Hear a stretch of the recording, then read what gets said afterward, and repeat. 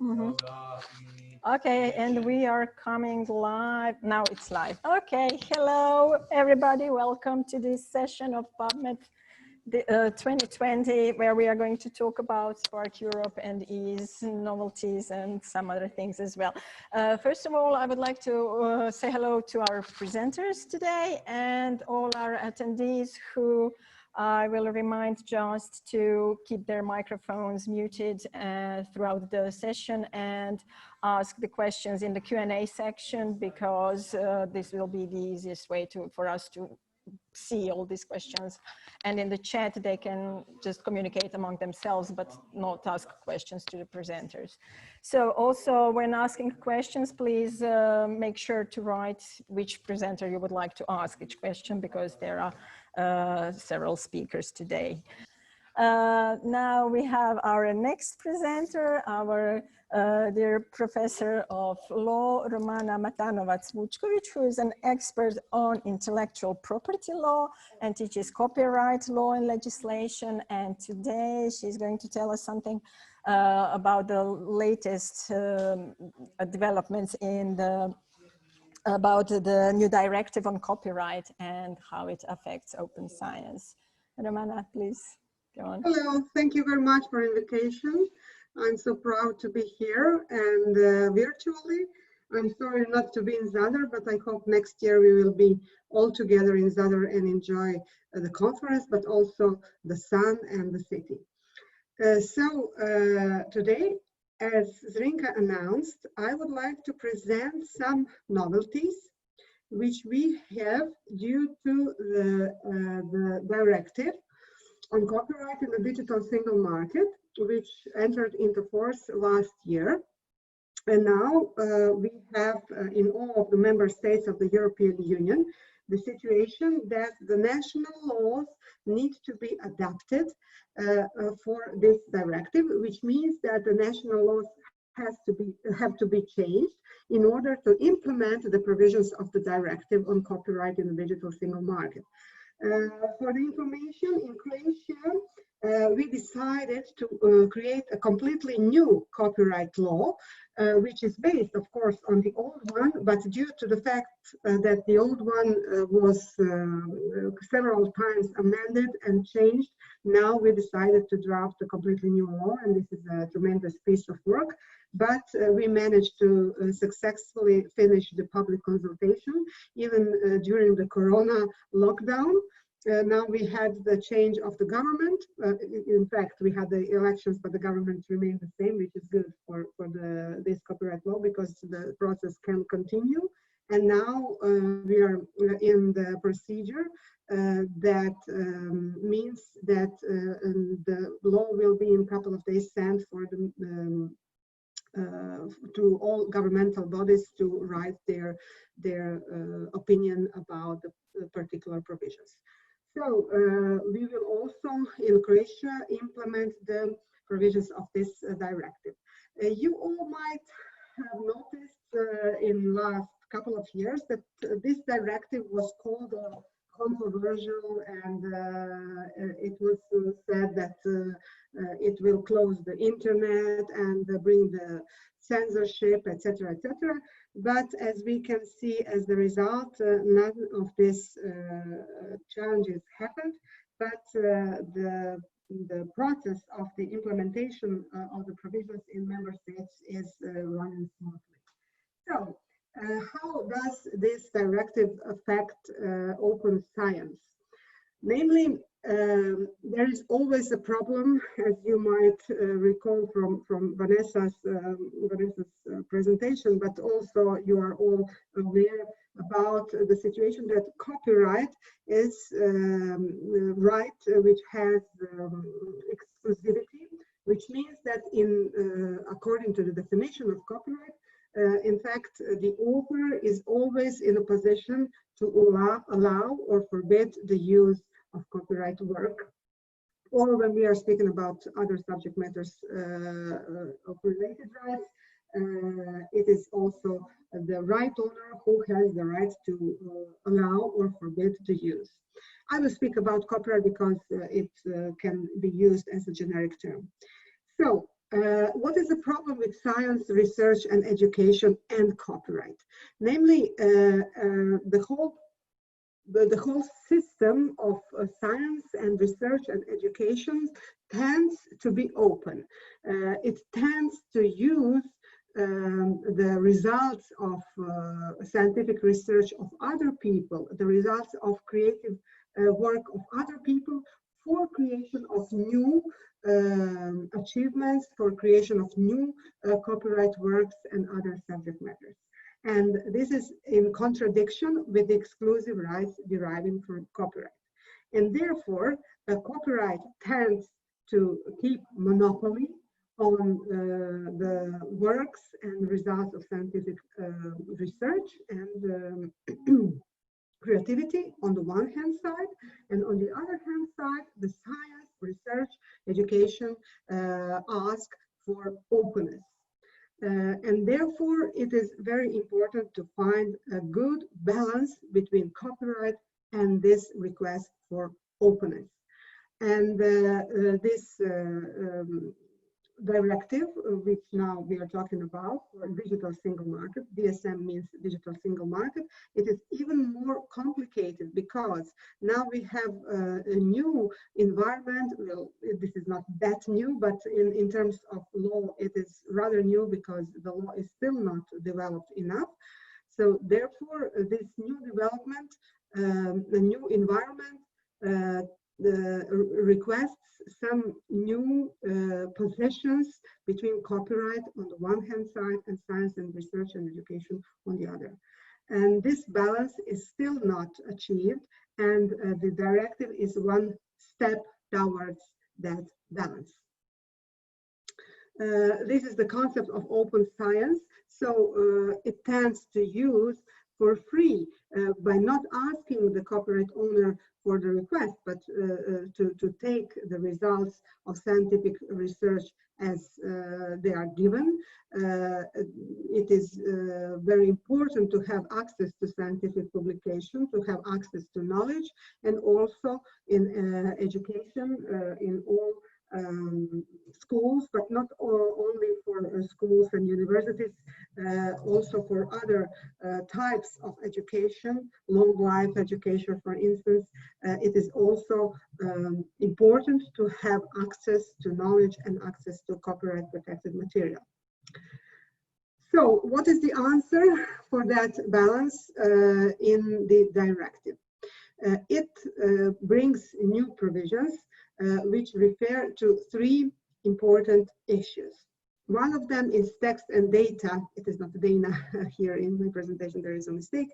So text and data mining and some provisions in relation to that, and cross-border teaching activities, which means that there are some provisions which refer to that. And then which can also be looked from the perspective of science and research and education, the preservation of cultural heritage and access to cultural heritage. So what is the concept of trying to achieve balance from the perspective of law? So here we have on the one hand side exclusive copyright, but on the other hand side, we have exceptions and limitations to that copyright. I need to say here that the concepts of balance are different in different parts of the world. In continental European countries, we have these exceptions and limitations, and the acquis communautaire, which means the European legislation, also relies on exceptions and limitations. In USA, United States of America, you will achieve this this balance through fair use concept of fair use. And for instance, in UK, United Kingdom, their concept is fair dealing. So all of them together, in fact, have the same effect. What does it mean? It means that there are provisions in the law which give some exceptions to copyright, where the users may use the copyright a work without asking anything the copyright owner and without paying any remuneration. And this is very important for the users in the field of research and education, because you need a lot of results from other people. You need to, when you do any research, you need to have state of the art, and sometimes if you shall be forced to ask all the time, forced by the law to ask all the time for the license of copyright owner and paying licensing fees, then this research shall be very expensive. Therefore, we need research institutions, research organizations are very often publicly funded, and therefore this is not always in line with the previous investments, and therefore the right owners are not always entitled to achieve the licensing fees or any other remuneration for their works. Therefore, the exceptions and limitations need to be drafted in the law in the European countries, and also in directives of the European Union. We have provisions which try to harmonize exceptions and limitations throughout the Europe, because it is very important if we want to achieve a digital single market. The exceptions and limitations need to be harmonized, and on the other hand, the exclusive rights also need to be harmonized. So the directive on copyright in digital single market now gives important new exceptions and limitations. One of them is text and data mining exception, which means that research organizations or cultural heritage institutions, for the purposes of scientific research, may do activities which are described as text and data mining. I believe you are all familiar with that notion. And what does it mean? It means any analytical technique which is aimed at analyzing text and data in a digital form, and try to extract from many sources and many different copyright works and other subject matters data and text which shall be eligible for the research, and which shall give some answer important for the further development of science. It has a lot to do with also with artificial intelligence, because this is a typical technique which is used by artificial intelligence. This exception, usually you shall not be allowed to do such work, but if you have such an exception provided for in your national law, according to the directive on copyright in digital single market, you will be allowed to perform this activity. And this is very important for further development of science. And I believe that this exception shall be harmonized throughout the whole Europe for the benefit of science. And this is, of course, opening a lot of sources for development of science. What is also very important, the law cannot always find the proper word and proper definition for everything. And you know that the science is different in different fields. Scientific research techniques are different. So it is not always possible to define in the law everything what is needed in a practical life.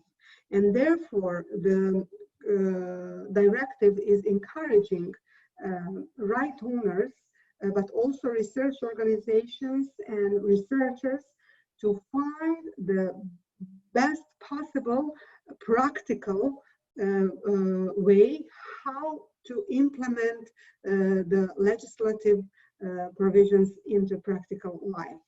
And it is very important that all parties which are in conflict here, namely the right holders on the one hand side and the research organizations and researchers on the other, to try to find the best practices in order to make this exception on text and data mining work as properly, and to achieve the balance and the aim of openness for scientific research and development.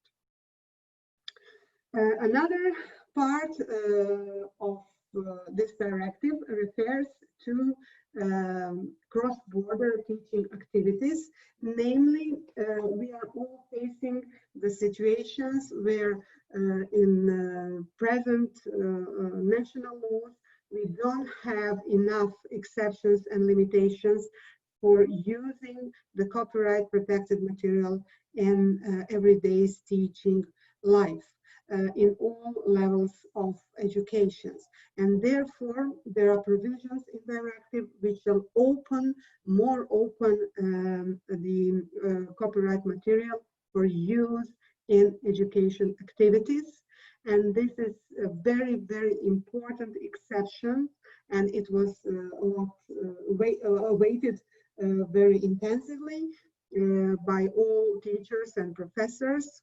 And therefore, it is very important also to harmoniously implement those provisions from the directive into national laws. And I believe that the Croatian law will be one of the most open for those exceptions, also for cross-border teaching activities and also for text and data mining, because really everyone who is working in the educational processes is facing a lot of challenges when he's trying to find the proper balance between teaching and trying to respect all the copyrighted material which needs to be used in everyday teaching activities.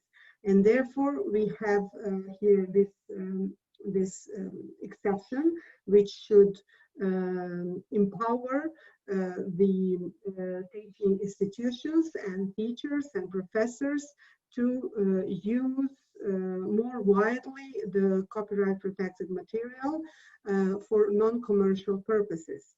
What is very important when defining non-commercial purposes, it needs to be understood very widely, because it is not important if somebody needs to pay the scholarship or to pay any other fee for attending the university or the school, but this will be understood, this should be understood, this non-commercial purpose as the purpose of the particular teaching process. So if there is no payment for the particular teaching process, then it should be understood as non-commercial. And this is very important also for private schools and universities and long life education, etc., etc. It is very important, as I said, exception to copyright, and I believe in a year or two we will have this exception harmonized throughout the whole European Union in national law.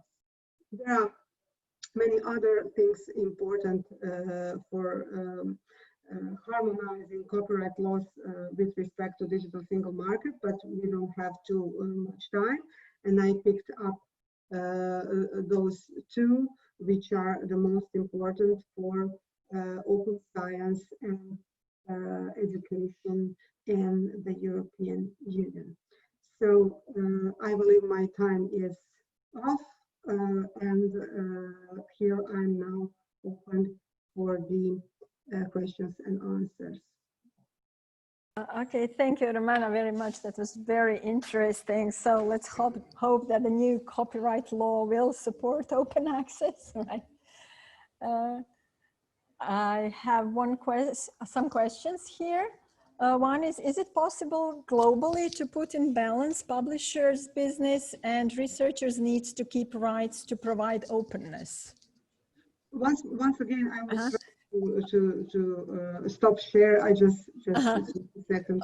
Okay, I did my technical. Okay. No problem. So, can you repeat it, please? Yes, I can repeat. Is it possible globally to put in balance publishers' business interests and researchers' needs to keep rights to provide openness? Well, we are witnessing this process, and well, trying to achieve balance. It depends from which angle you look at this problem. But when you say globally, it would be useful that we open, for instance, international fora for this legal approach. I would be very happy if the World Intellectual Property Office would try to make something with this respect and try to initiate the one international convention or agreement about this. It is, as I said at the beginning of my presentation, it is very difficult to find a proper balance between this monopoly rights on the side of publishers and requests for openness on the side of research organizations. But we must not forget that the aim of protection of copyright is the development. So therefore, it really needs to be somehow taken into consideration this need for openness, and I believe that the exceptions and limitations shall not be the only ones which are drafted now, and that this is going to develop further also on the European level.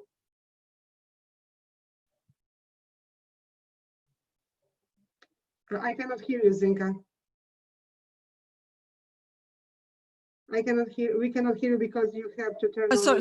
Sorry. I thought I clicked it, but it didn't work. Sorry. Just one more question. The text and data mining implies openness automatically. Yes. Yes. Yes. Okay. Yes, because it is for research and development. So for scientific research purposes, it needs to be opened all the time. But we have another exception for text and data mining, which is for other purposes, not only scientific research. And in this situation, it is another situation. It is possible to hold the rights, but for science, it is not possible to hold the rights. Okay, all right. So thank you very much for taking part in this presentation and for answering all these questions. That was all from Romana, and now I will welcome and say hello to Ignasi, Labastida, and Juan. Hello, can you hear us? Yes, hello. Yes. Hello, everyone. Excellent. Hello, thank you. Let me just briefly say, Ignasi is also speaking here on behalf of SPARC, right, as a member, as a president of the board. And you are also going to talk about the copyright in scientific publishing, right? Right. Okay, yes. So have your presentation ready?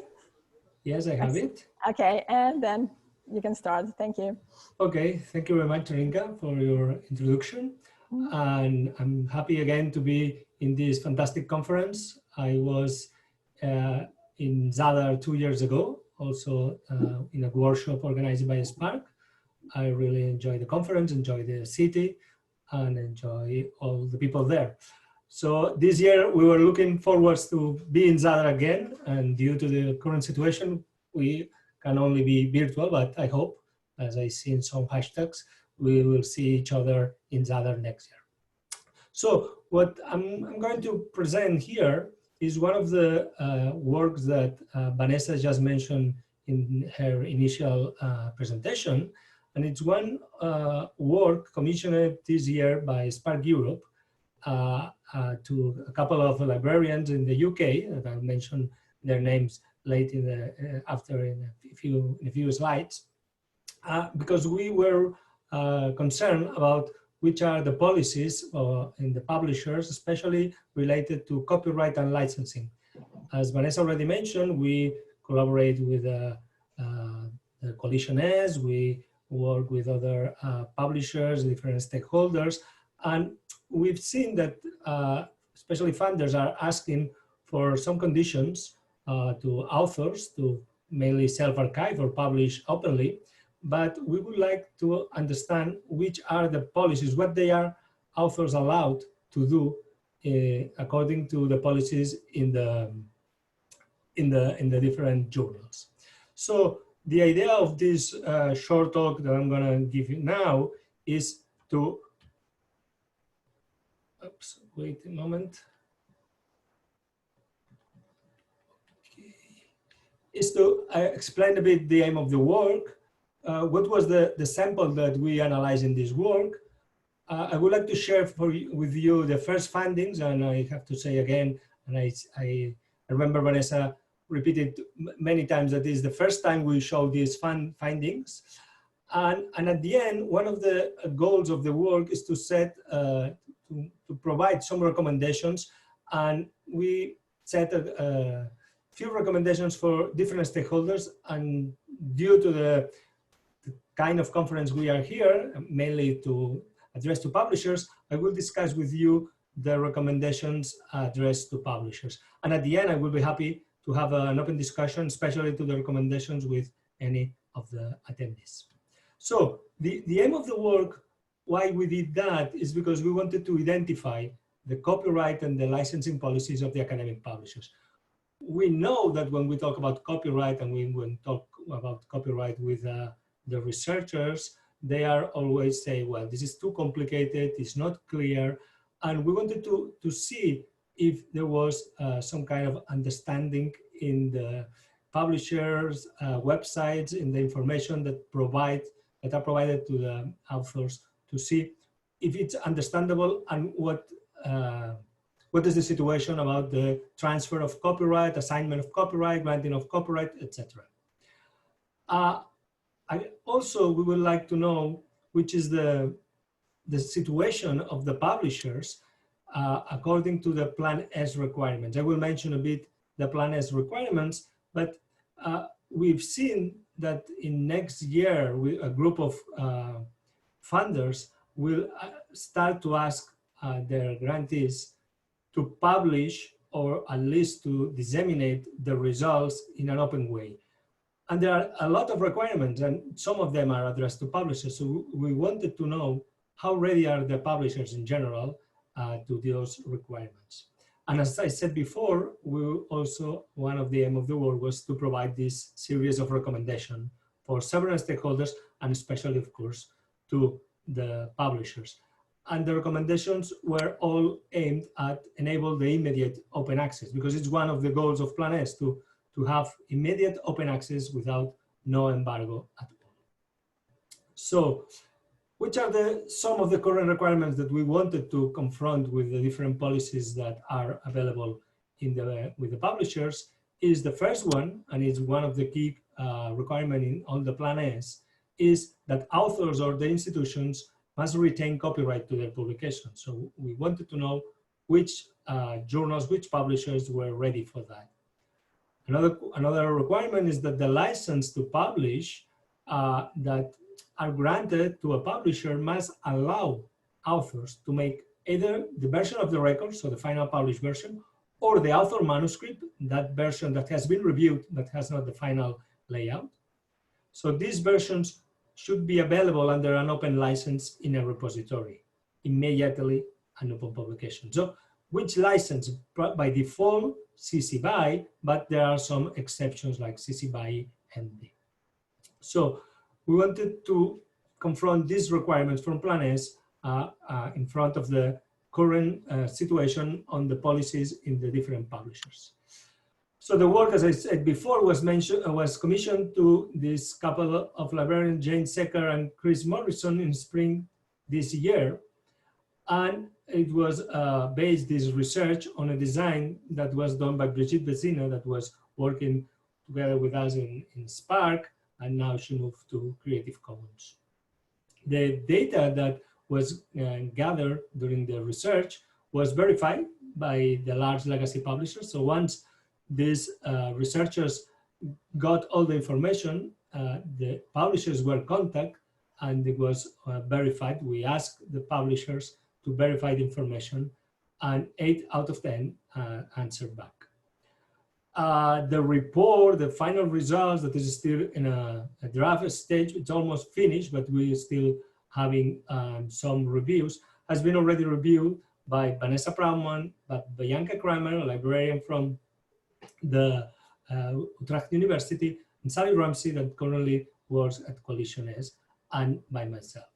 The first draft of the report is already written, and it was finished this month. And hopefully soon, we hope at the end of the month or beginning of October, the report will be available and published to everyone. So what was the sample we analyzed? Because as you know, there are a lot of publishers. So regarding copyright and self-archiving, so what is known as the Green Road, we wanted to know which is the situation of the main 10 publishers in Europe. The choice was made of the main publishers acting in Europe. So we have some familiar names: Elsevier, Springer Nature, Taylor & Francis, Wiley, Sage, De Ruyter, InterScience, Cambridge University Press, and Oxford University Press, and finally Emerald. That was to analyze which are their policies regarding self-archiving. But also we wanted to know the use of the license and how they manage copyright when the same publishers publish in full open access journals. But also we wanted to know which is the situation of the European publishers in general. And in this case, we used the data that is available in the Directory of Open Access Journals, the DOAJ. And we took all the information coming from publishers that are established in Europe. I will share with you some data, and I also, thanks that we have all this information in DOAJ, I will share with you some data from Croatian publishers. So regarding the first findings, so what we found in all this research, I will share with you point by point. So the first one is, well, what happens with copyright? Are authors asked to transfer a full transfer of copyright in non-open access titles? So these 10 key publishers are asking to assign copyright to the publisher. Well, from this sample of 10 publishers, we found out that only in one case, one publisher allows authors to retain copyright, so to keep the copyright. In 5 of the 10 publishers, by default, the authors are required to make a full transfer, to assign copyright to the publisher. So meaning that once the paper is published, the copyright holder is the publisher, or in some cases, some scientific association or organization. The other 4 publishers, they have a bit of a mix. There are some journals that authors could retain copyright, and others that they are required to transfer that copyright. In general, the authors are asked to sign an exclusive publishing agreement when they retain copyright. So meaning that even the authors can say, well, I'm the copyright holder, they have to sign an exclusive agreement saying that only the paper can be published in that specific journal, and they cannot be published in other venues. So it could bring a problem here, because in these exclusive publishing agreements, we can see some problems if the author can pre-publish, for instance, put in another venue, a repository, the same paper that has been published in the journal.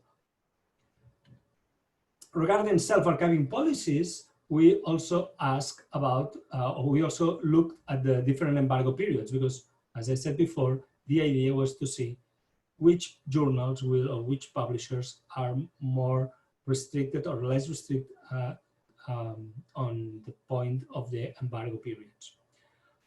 Most of the, almost all the publishers allow any kind of self-archiving, but in general, the only version that is allowed is the author manuscript rather than the version of the record.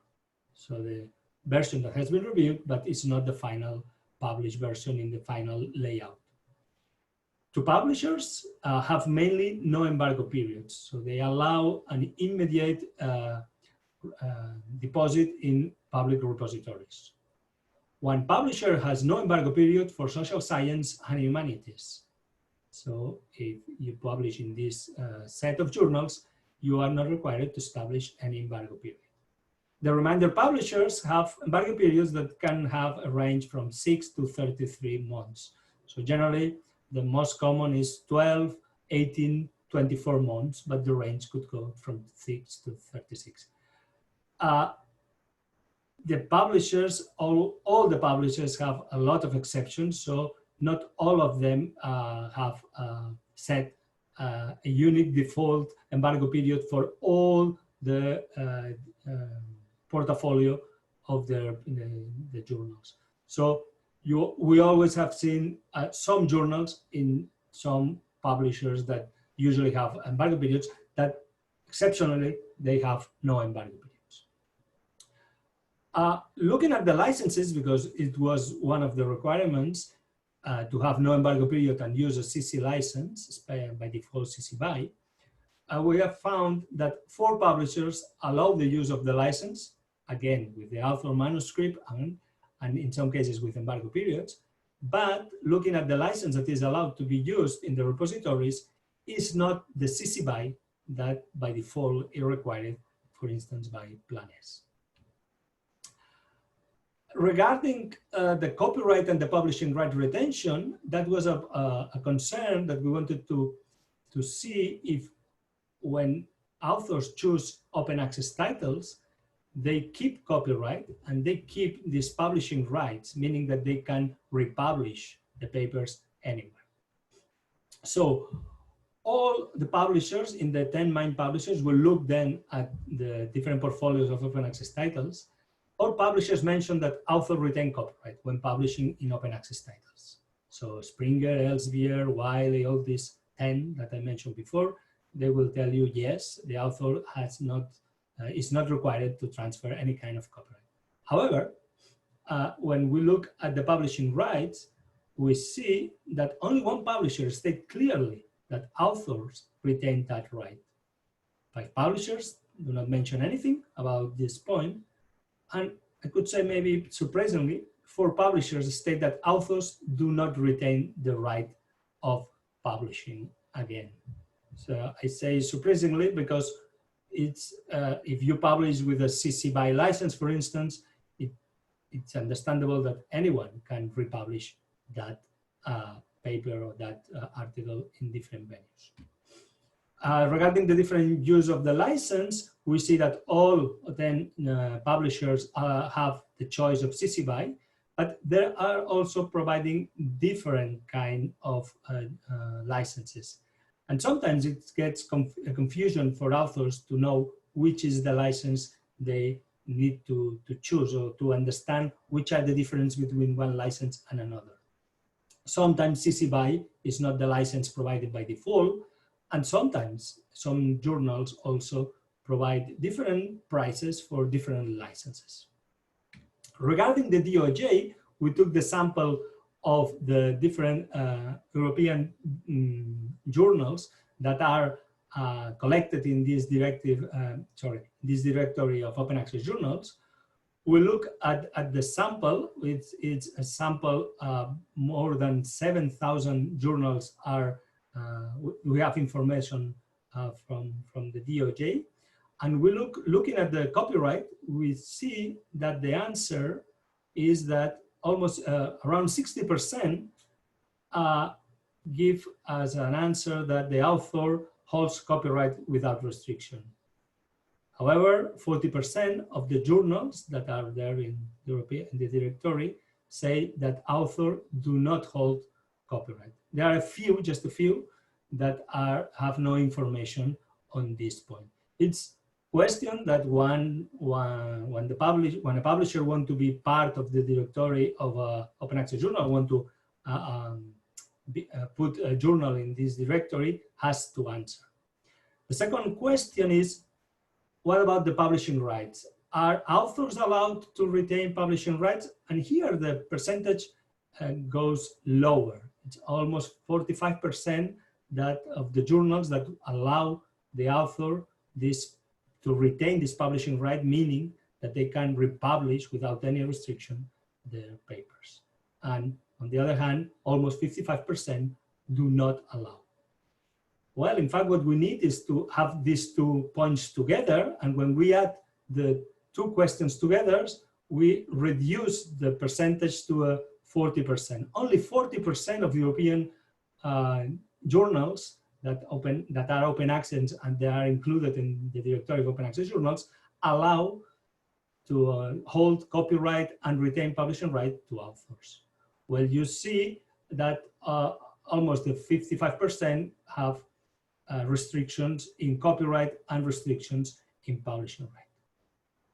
The second point is to see the use of the license. And again, there is this information about which is the license used in the journals. And as you see, more than 45% are using CC BY. And the second one is the most restrictive. So it's like 2 extremes.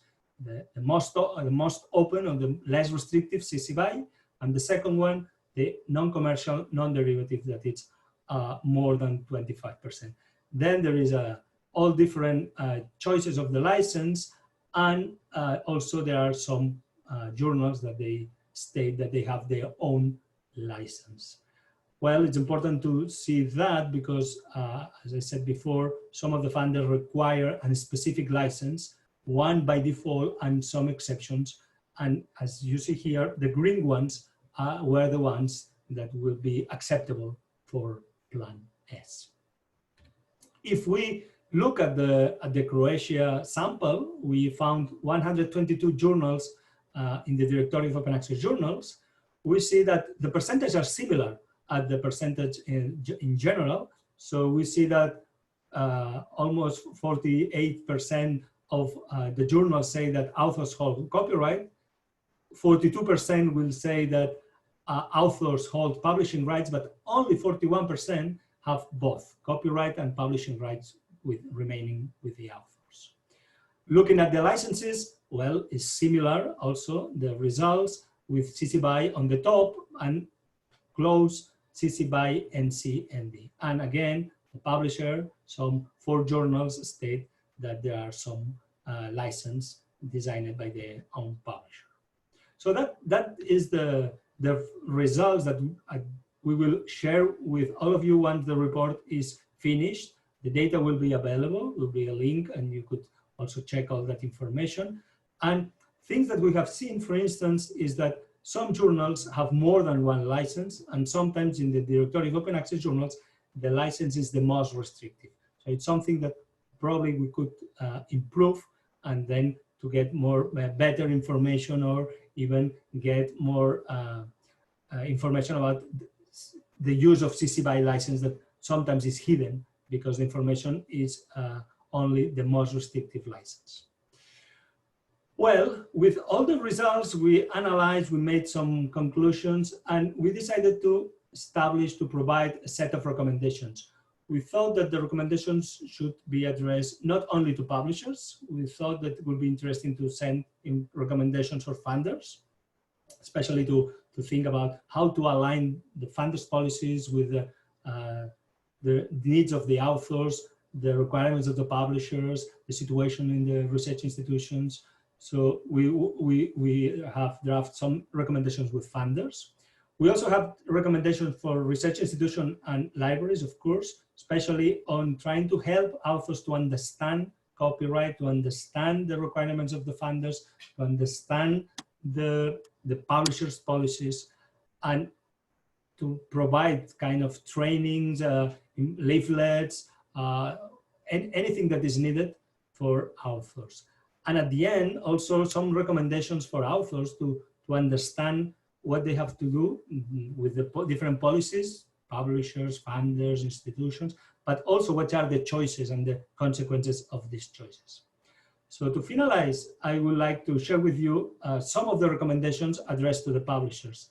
So the first one is simplify and align the copyright policies. What we have seen is that sometimes the information that is there is not clear on open access. It could be more supportive to the principles, for instance, of Plan S and the principles of the funders. It's important to say that it's needed also a more succinct information. There sometimes is not clear where to find information. Sometimes there is some messages that are not sending the same information, or some links that are not going to the right direction. It would be good to have also machine readable and up-to-date policy data to support all the compliance of the workflows. There are many funders now trying to follow the compliance, so it would be more interesting to get that information in a more machine readable. And of course, one of the recommendations is to work together with other publishers, funders, all the different stakeholders, and the open access advocacy bodies to promote and adopt a standardized language. Again, we have seen platinum, diamond, green, gold, so many flavors that get confusing, especially to authors when they first face these different policies or requirements. Also, we would like to see in publishers to replace these exclusive license that I mentioned before. Probably we think that it will be no need to for exclusive license, and with asking just for a non-exclusive license to publish the final version, the version of the record, it will be enabled for publishers to publish the results, and also it will enable authors to further publishing in different places. Also, we recommend to use the existing license framework. There is no need to make new licensing schemes that could lead to some kind of interoperability and could make more confusion for the authors to understand the difference between the license. And finally, when there is a publication that is in open access, that the publisher has decided to have a journal open access, we also recommend to use the CC BY and making this license as default to all authors, regardless that who funds that work. So Vala, and now I'm happy to take any questions or comments, and of course to discuss with any of you this set of recommendations. Thank you. Thank you, Ignasi, very much. It's very interesting to hear your presentation. Here are some questions. First of all, Johan says very interesting to listen to this. And his comment is, it looks like the Coalition as Journal Checker tool, which will be available from January next year, could provide some much needed clarification and streamlining of publishers' policies. Do you agree with that? Yes, I agree. And in fact, I wanted to mention, but I couldn't remember the exact name, so the Journal Checker tool. But in one of the recommendations, that was the point. I mean, when I was talking about the workflow and to check the compliance, I think it would be good to have this checker tool, especially for authors, to know which are the journals that comply with some of the policies. So I agree with you, Johan. Excellent. All right, thanks. And another question is, what does it mean when publishers have some journals where authors can retain copyright? In what extent comparing with total number of journals? I would need to check exactly the different publishers, because this is one of the problems, I mean, that we found during the research, that especially big publishers, they have a lot of journals, and in general, I could say they have like a thumb of rule, like I could say, I don't know, Elsevier, Wiley. They will ask you for full copyright. However, you always find some journals, especially when they are related to scientific societies, that they could change this default rule, and they allow author to retain copyright. But I don't have exactly the numbers, but I could say just in general that are a few. It's not the general. But since we found that, we also wanted to acknowledge that there are these journals. I mean, what I do usually working is to check different journals because I need to get that, to give that information to my researchers at the University of Barcelona. And I do a lot this checking, and I see, for instance, I remember Cambridge University Press also have some of these journals. So in all of these 10 big publishers, you always find some exceptions, but are that some exceptions, it's not the general rule. All right, well, thank you very much. I think there is another question. No, sorry, there are no more questions, just thanks a lot. That was very interesting. People are writing in comments. All right, so thank you very much, all of you. If you have anything more to add, you have a few more minutes if you want to say a few more words. Do you have any more questions for each other?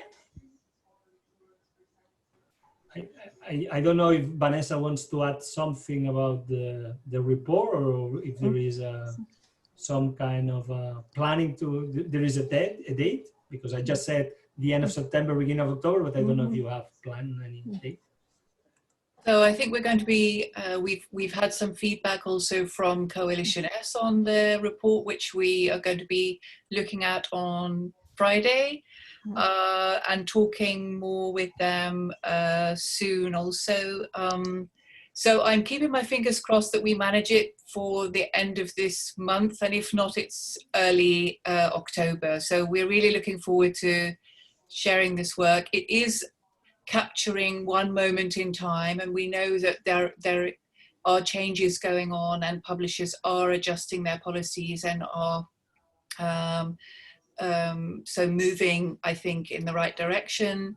Yeah, we hope this evidence will inspire more to simplify things and move into a more open direction. Yeah, just let me add that we also ask in the report to the publishers if they are planning to change some policies, and most of them are also saying that yes, that they are analyzing which the changes. But I agree with Vanessa that this report could help also not just these big publishers, but also any publisher if they want to get ready for the new rules, especially for helping researchers when they have to comply with the requirements of different funders. Okay, that's it. Well, thank you very much for joining us today here. It was really interesting to hear all you had to say. Thank you all the participants, listeners, and any more questions can be answered later at any stage on our website. We will post your presentations, and they will be they can be reached there on our website then from later after we finish and arrange all that and prepare the presentations. Thank you once again. Thank you all, and hope to see you in Zadar in person next year. The situation improves until then, let's hope. Thanks. Okay, thank you. Thank See you. you next Bye-bye. year. See you next year. Bye. See you. Bye. Bye-bye.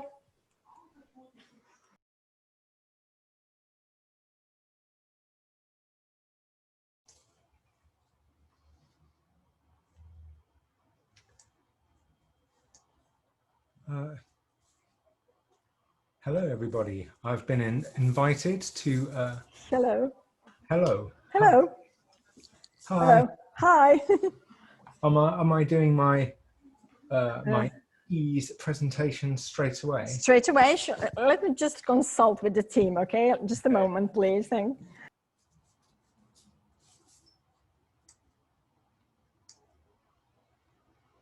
Yes, no problem. Sure. Hello, Duncan. How are you? Yeah, good. Good. So we can go on straight on because we've finished on time. And now you can tell us about your EASE organization. Yes. Okay, thanks. I've got some slides. I'll share my screen. Sure, no problem. Begin.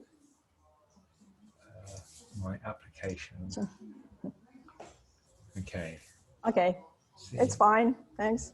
Yes, we're all getting practiced at this. We need some time, yeah, of right, course. First time isn't Okay. Right. Okay. So here you go. Yeah. Thank you. Yeah, that was fascinating insights into all the work that SPARC and all open access organisations are doing around Europe at the moment. And I'm really pleased to have been invited to give everyone a bit of insight and update into the work of the European Association of Science Editors. For anyone that isn't familiar, give a bit of history of who we are and what we've been doing. I'm Duncan Nicholas. I've just been appointed the president of EASE, which I'm very excited to take on that role. And yeah, so for everyone that is not familiar with EASE, we are an organisation with quite a long history, founded officially as EASE in 1982. So we are nearly 40 years old, very nearly, coming up to a big anniversary. But EASE actually has roots back in the 1960s when the European Life Science Editors Association and the Earth Science Editors Association were both founded, and they merged together in 1982 to produce EASE. So it's a very long, prestigious society with a lot of history. So our mission is to promote the value of science editors, of raising the professional status of everyone involved in the editorial processes of journals. So the editors-in-chief, the editorial boards, decision-making editors. So there's still no real sort of professional qualification for this position, and no real role guidelines, no real kind of established overarching skills. It's all a lot of the skills and a lot of the expectations around the role are handed down through generations of editors. Some of them are prescribed through publishing agreements with editors, but they are based on kind of what the publisher wants, of publishers setting those expectations and those goals. And there's still no kind of central body who are defining what the professionalism of science editors are.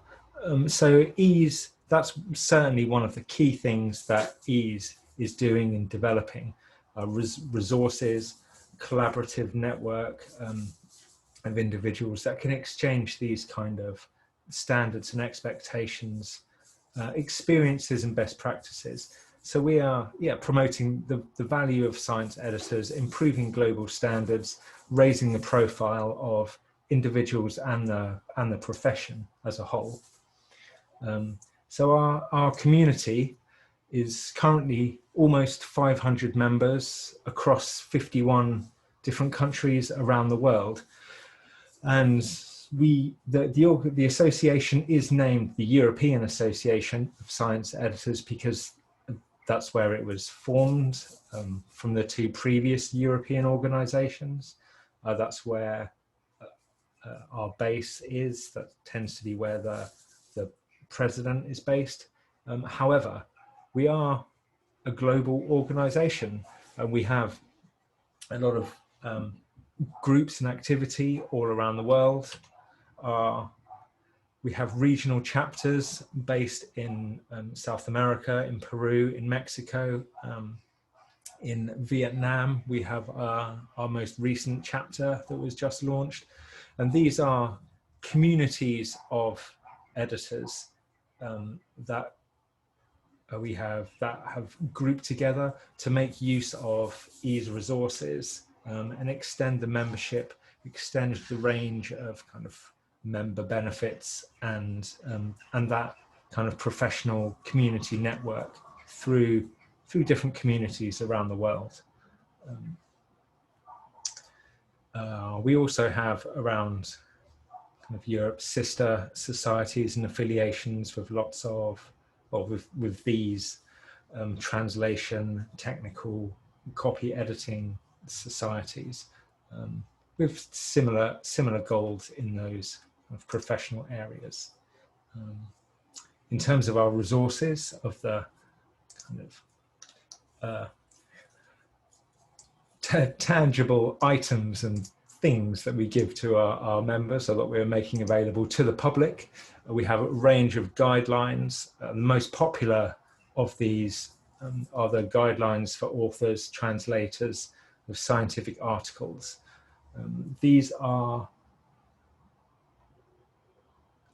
have been translated into nearly 30 languages now, or maybe actually 30. We might have reached 30 different languages for professional translation editors and copy editors, proofreaders, for making technical checks on articles, journal articles and books, to increase the standards and consistency of scientific writing, but not just in English, in regional, local languages as well. So we're very keen on supporting local language publications, regional publications, which is another important reason for us maintaining those regional chapters, because we can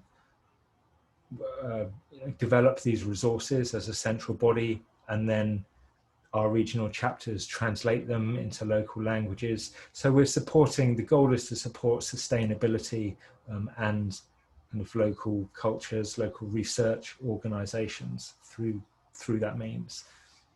We recently developed a quick check table for submissions as a kind of standardized core table for author requirements on submission. So helping journals move away from excessive draconian requirements for papers that are submitted, and just having this core requirements. We just revised our standardized retraction form for logging the reasons why articles are retracted, making it and so that we can kind of assess the reasons for retraction and the process by which journals go through to be able to do that. And that form was developed in association with Committee on Publication Ethics several years ago, and we just revised it this year. We also have a author contributions and conflicts of interest form, and a reporting checklist. So these are some of our most well-used, most accessed guidelines. We also have toolkits for journal editors, for peer reviewers, and for authors that collect a lot of resources that EAS have developed, as well as all of those that other organizations, companies, publishers, individual researchers have developed that we think are really useful, really valuable for improving standards, enhancing quality in the ways that people work. And they have, so they have kind of some core kind of tips, resources, also links to training, training and workshop kind of guides, online resources. So they are also an incredibly popular area of our website. And we also collect some of our members and outside members' activities and research in 2 different publications. Our flagship journal has just been converted and relaunched into a fully open access journal, diamond platinum based publishing model. So it's for free open access publication. So I don't need to explain open access to this community of viewers. Yeah, so it's a diamond platform on ARFA site, publishing, but all aspects of scientific editing and articles which research publishing processes, scholarly processes around the editing profession. We've recently had articles on the UK's contribution to biomedical research across Europe, some analysis of Russian research in the Web of Science and Scopus, comparing the incidence of regional research in both of those databases, as well as commentaries and editorial on reviewer, peer review best practices. There are lots of really interesting research in there, but it's not just for members to submit to. It's completely open invitation journal.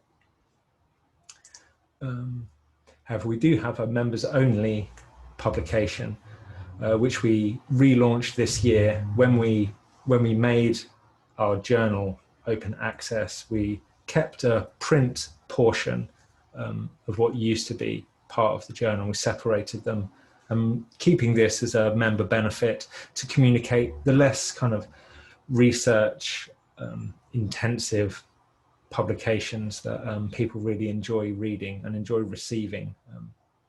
So news about what the association is up to, commentary on industry events, news and updates on what's happening around scholarly communications and the editing profession, interviews with various people. And again, that's a sort of open invitation for submissions to our digest publication as well. So in terms of well, advocacy and activities, I mentioned sort of briefly, I guess, our support for local language, regional language publications, and we recently published a statement of endorsement for the Helsinki Initiative on Multilingualism in Scholarly Communication. So we're big supporters of local language publication. We have an environmental sustainability manifesto, which is which supports the theme of our conference. So we were supposed to have a conference this year in person. It's like many organizations, but we exchanged that for a virtual conference this year, like PubMet, and we've moved the in-person event to next year, which hopefully we will be able to do in person in June next year. And that is on the theme of sustainability in editorial practices in publishing.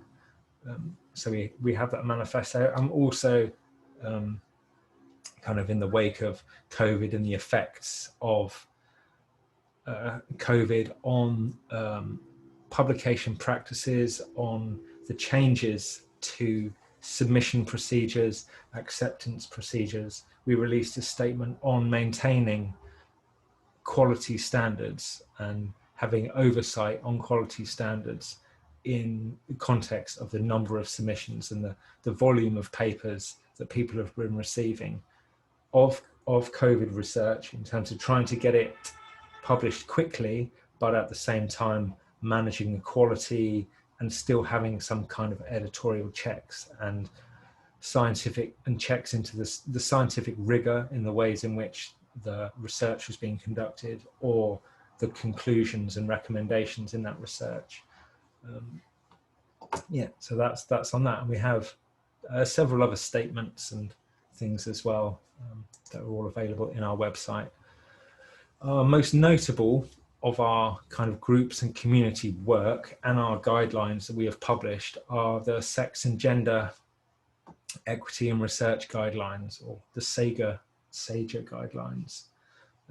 They were published in 2016, and they came out of work that our Gender Policy Committee has been doing.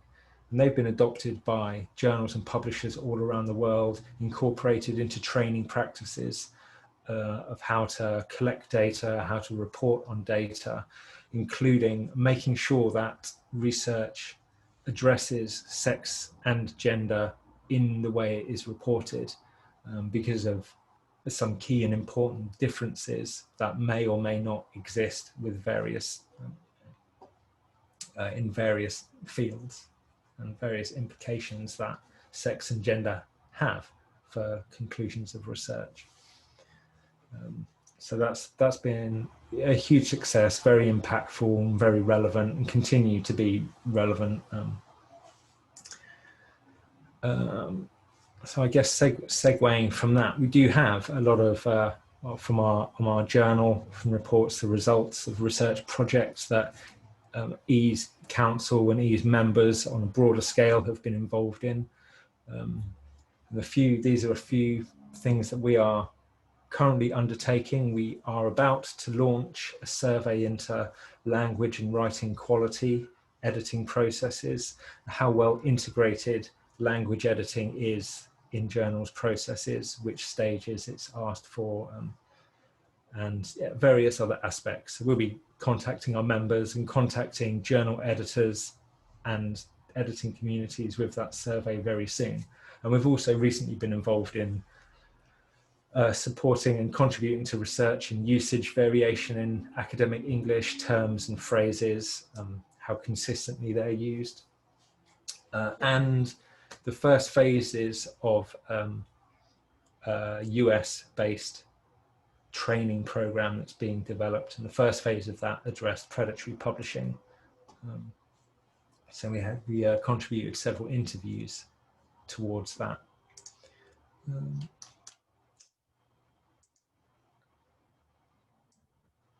In terms of so our communities, how our communities network, how we speak with each other, we have discussion email listserv for our members and web forums, which are pretty active, a lot of great exchanges of details and expertise there. That's one of the most supportive, instantly supportive networks that we have, that is of great value to our members there.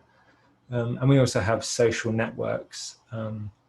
Maybe some of you have seen us on Facebook, Twitter, me, my profile, or EASE, getting into discussions online through Facebook, through Twitter, and on LinkedIn. And there are key platforms where you can find us if you so wish.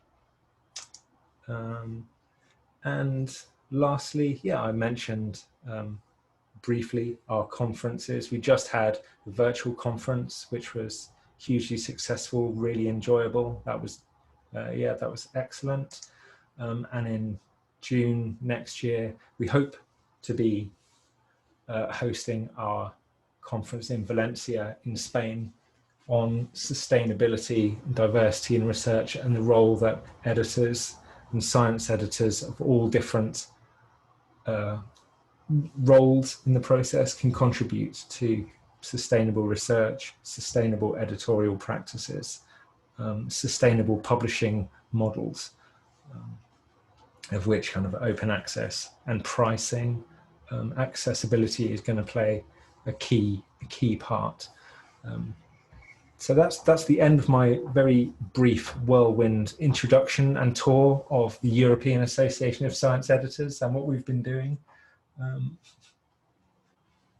So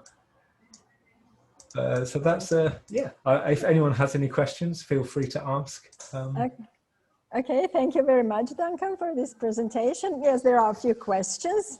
First is, are you going to give some presentations for editors, with some teaching courses with certificates? Yes, I mean, well, we can divide those into two things. I think certainly teaching courses, running workshops, running training sessions for various different skills. Yes, which would come with we can easily do participation certificates, and we're looking into formalizing and making accredited courses in journal editing. I think there are, around the world, there are some kind of ideas of developing really structured training programs for journal editors to get some consistency. And I mean, not that the role isn't professional, just but to add some, that professional the expectations that are around. Yes, so certification and participation. Yes. Accreditation is a slightly different thing, but we definitely are working towards it. Yeah. All right, great. And what about next year's conference? Are you planning to make it a double? Do you have a double scenario, or is it going to be online or offline, in person? We are